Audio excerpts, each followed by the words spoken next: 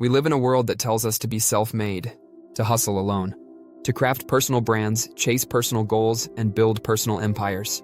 Freedom, we're told, is the ability to choose your path without interference. Autonomy is the ultimate virtue. But what happens when individualism becomes hyper-individualism? When the desire for independence turns into isolation? When self-expression becomes self-obsession? When the very culture that promises freedom leaves us feeling more alone than ever? Hyper-individualism is the belief that the individual not only comes first, but that the individual is all that matters. It's the cultural shift from we to me. And while it's easy to celebrate this mindset as empowering, the deeper effects are far more complicated. Because somewhere along the way, in our pursuit of personal liberty, we've started to forget what it means to belong. Community isn't trending. Shared responsibility feels outdated. We now live in a world where neighbors rarely speak, where friendship is scheduled and transactional, and where connection is mediated by algorithms and screens. The irony is, we've never been more connected technologically, and never more disconnected emotionally. And it's not just a feeling, it's measurable. Rates of loneliness, anxiety, and depression are rising across the developed world, especially in societies that celebrate individualism most. In the US, nearly half of adults report feeling lonely on a regular basis.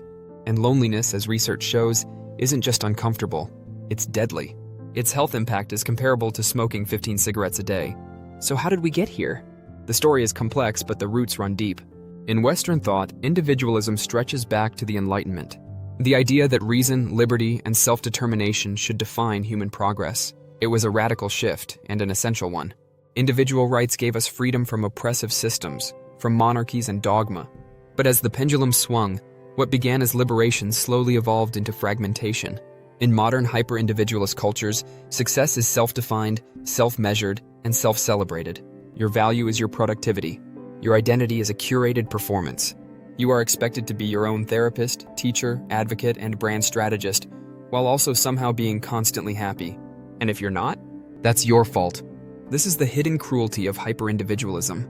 It turns systemic problems into personal failures. It tells the anxious person to meditate harder, the poor person to work smarter, the burned-out person to optimize their morning routine.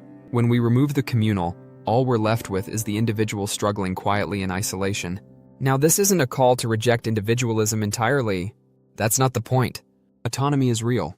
Personal agency matters, but the question is balance. At what point does freedom without connection start to feel like exile?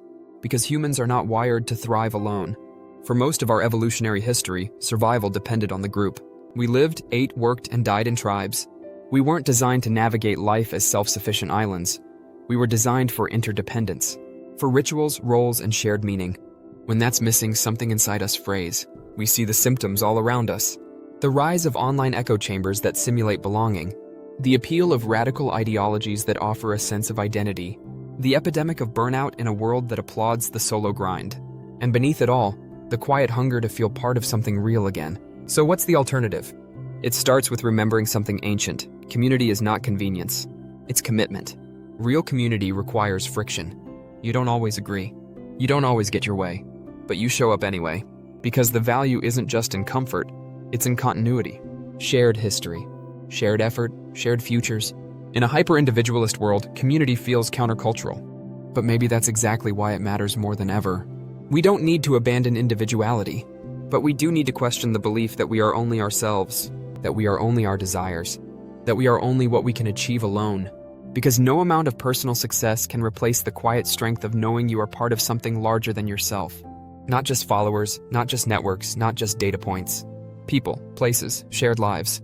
Hyper-individualism promised freedom, but it came at a cost.